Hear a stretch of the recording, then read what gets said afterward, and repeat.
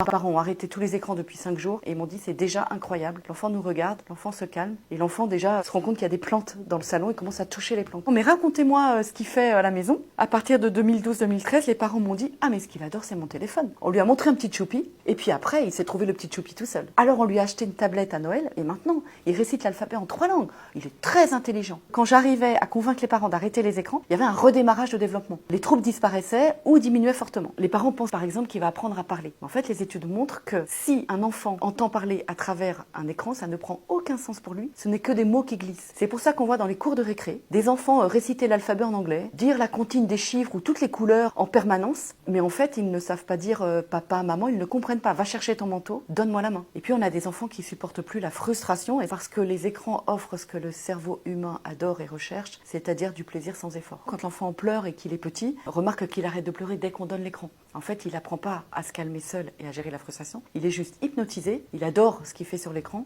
et donc il n'apprend pas à gérer ses émotions. De plus en plus de parents sont sur les écrans et donc il y a une perturbation du lien d'attachement et de la naissance de la communication entre les parents et les enfants. 74% des parents pensent que plutôt on familiarise les petits avec les écrans et mieux ils seront prêts pour la vie de demain parce que de toute façon ils feront tout avec les écrans. En reprenant tous mes dossiers, je me suis rendu compte que 90% des enfants en difficulté des écoles étaient des enfants surexposés aux écrans.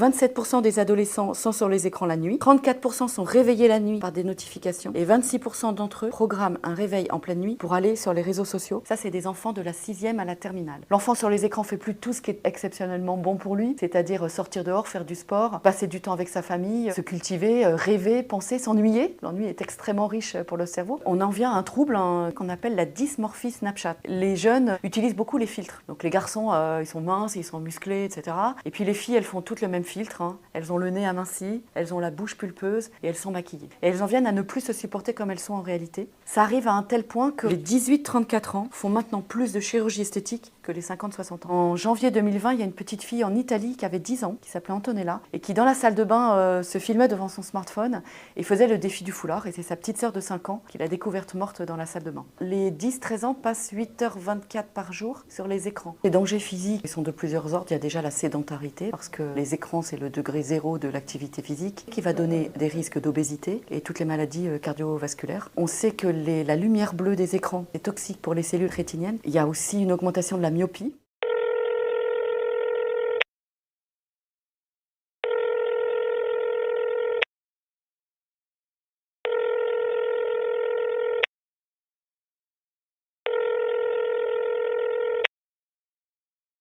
« 5, 10, 15. Pas d'écran avant 5 ans, 1 heure d'écran maximum jusqu'à 10 ans et pas de smartphone avant 15 ans. C'est un message fort qu'il faut marteler autant que les 5 fruits et 5 légumes par jour à la télé. Même si on fait un peu d'écran, on leur donne le goût de quelque chose d'addictif. Donc vraiment, il faut que ce soit limité et que nos enfants gardent du plaisir. Qu'est-ce que tu aimes faire en dehors de l'écran? Qu'est-ce que tu faisais avant d'être autant sur les écrans? Et là, je vois un large sourire sur le visage de l'enfant. Donc c'est aussi tout un écosystème familial que je remets en ordre. Donc j'ai dit, le samedi matin ou le samedi après-midi, tu choisis. Il n'y aura pas d'écran. Pareil pour le dimanche. Le soir, on va limiter à 1 heure par jour. Il faut nous-mêmes laisser un peu nos écrans quand on est avec nos enfants parce que c'est pas possible de pas répondre à une notification qui arrive toutes les 40 secondes sur nos écrans. Il faut sortir dehors dans la nature. C'est la meilleure stimulation polysensorielle sans stress du cerveau. Les collectivités, il y en a beaucoup qui équipent les enfants dès la 6e d'ordinateurs et de tablettes. Et là vraiment, c'est le début de la fin des lobbies du numérique éducatif qui répètent sans cesse que l'enfant il apprend avec l'écran, que c'est un merveilleux outil d'apprentissage alors qu'il n'y a aucune étude pour l'instant qui arrive à le prouver. Il y a même l'étude PISA de 2015 qui montre que les États qui ont les moins bons résultats sont ceux qui ont le plus numérisé